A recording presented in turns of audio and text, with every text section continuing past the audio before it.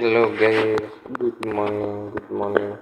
Okay, for those who are in East Africa like me, it's a good morning for us, but for those who are from other parts of the world, hi, and welcome back to another episode. In this episode, I'm going to be teaching a bit support and resistance so that you can be able to catch profitable trades and be able to get results like these. Of these, you're going to basically have some good trading days, right? Let's start by analyzing the DXY. Remember, you just have to follow the rules of the game. Forex is not a get rich quick scheme, and also you're not going to be gambling. You're going to just trade according to the rules and catch profitable trades like profitable traders do. So you're going to start with the DXY. This is the daily time frame. Let me just delete these so we can start afresh this analysis, right? I want us to start afresh. Let me delete everything.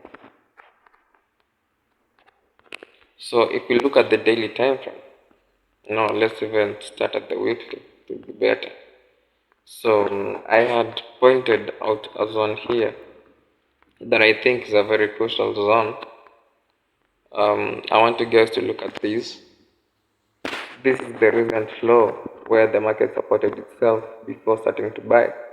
And then this is the recent zone where the market has been having reactions, either reversing or something of the sort, supporting, resisting at that point. So that's why I used a rectangle, because it's not just a single zone that I can identify with a horizontal line. So this is our playground, right? Between the higher or the upper horizontal line and the lower horizontal line. This is our playground, but even so, this is our current playground between this zone and this horizontal line. So the market is currently at a resistance zone. So whenever the market got here, it either resisted or broke out and supported itself. So this is a flip zone in as much as it is a support and resistance zone, depending on whether we break above or we actually resist. If we resist here, it's a resistance zone. If we break above and come back, it will be a support structure. So that's basically the concept, right? So from the weekly, let's go to the daily now that we know our playground. So on the daily time frame, this is what we have. I would like us to identify this zone here because it's a zone of interest. It might help us in the near future. So I just want to try and find a pattern right here. We have this sort of a pattern. We have this sort of a pattern. So what I'm realizing is we had a touch here, then we had two touches here. Obviously, this was a double bottom structure. So whenever I have a touch here, first touch, then I get a double bottom at the second touch. I normally obviously expect the market to just go and break out. We had first touch, second touch, and then the third touch will obviously be a breakout, high chances, because the double bottom is just a reversal pattern that indicates the end of a bearish momentum for me. That's how I use a double bottom. So if you come here, we've broken out, then this is a retest. Then we've been given a very strong bullish candlestick by the market. Price is giving us a very strong bullish candlestick that has no wicks to the upside. So, and it had a high momentum. So as it is right now, I'm expecting buys on the DXY, potentially heading towards that zone to the upside. But now the point is, how am I going to get into this particular buy? I'm going to use my horizontal line. Then just as I've placed it there, we realize that this is a key zone also, because price has been supporting itself, resisting here, supporting itself there. So it's a good point that I'm going to say, if price gets here, I'm going to go to the lower time frames like the H1, M30, and even H4 to just see if I'm getting some good reversal candlesticks, sorry, for that matter, so as to take me towards the upside, to just indicate to me that the retracement is over and that I'm going to be expecting the market to continue going higher. So that's how I'm going to be looking forward to enter. So with that being said, we know that the DXY moves in the same direction with pairs like USD CAD, USD CHF, and the rest, and it moves contrary to USD and GBP USD and those XXX USD pairs. So if I come here, let's go to USD CAD real quick.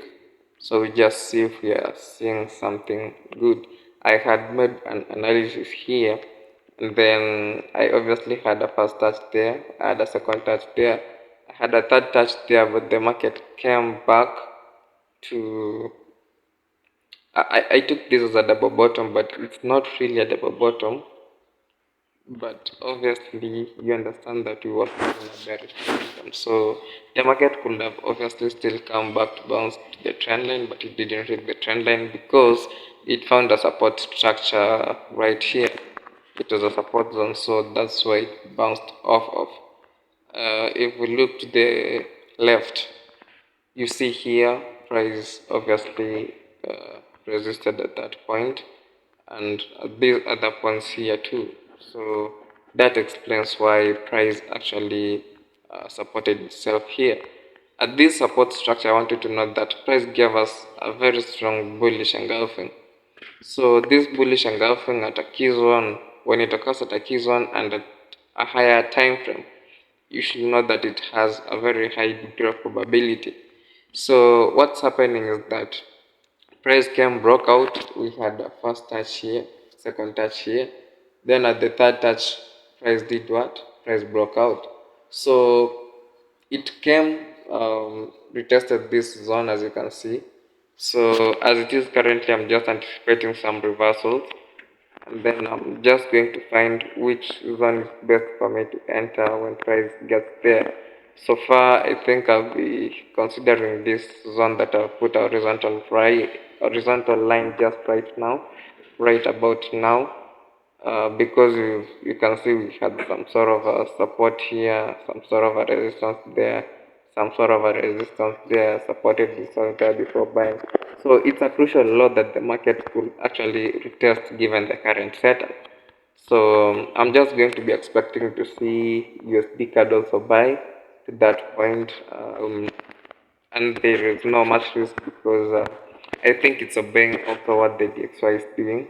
So I'll just try find a good pattern here or some good candlestick that will give me confirmations to actually show me that we are going for buys, right? So that will be a confirmation to show that we are ready for buys. I just use the DXY to correlate with other pairs to know what direction am I going to expect on pairs of this nature if they're XXS or USD XXX, you know.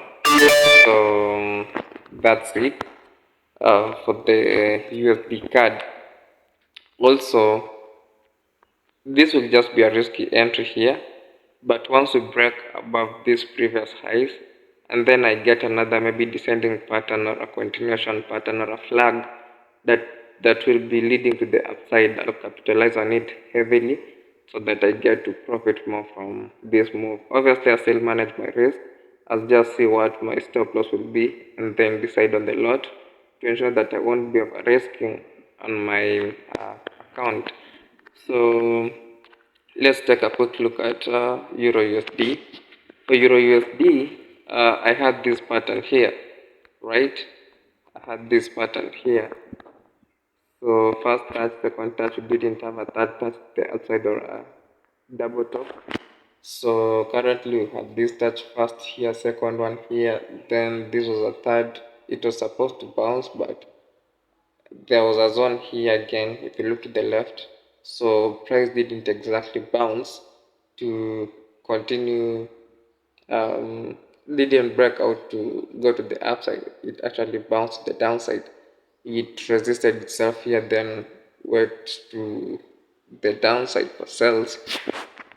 So right now I've seen that there's also another zone here. If price breaks above this zone, I'll know that we are not going to be going for buys anymore.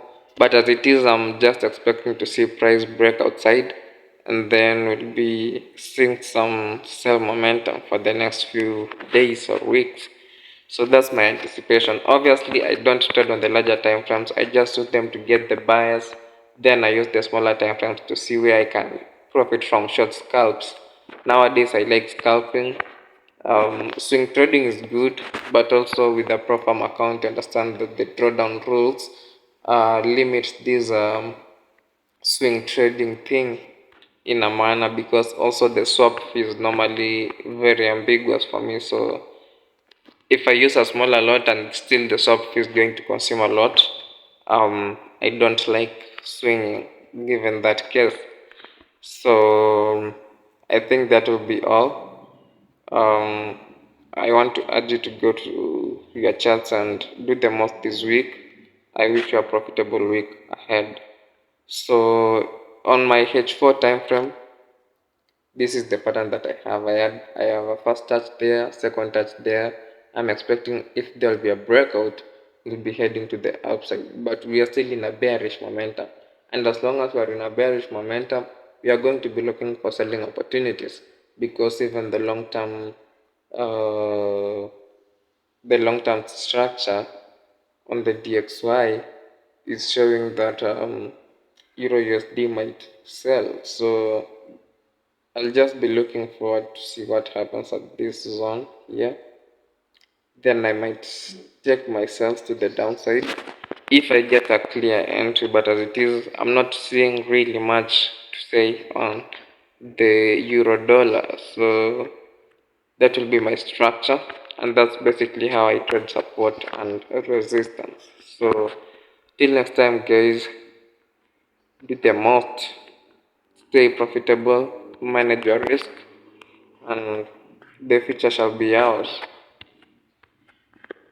Bye bye.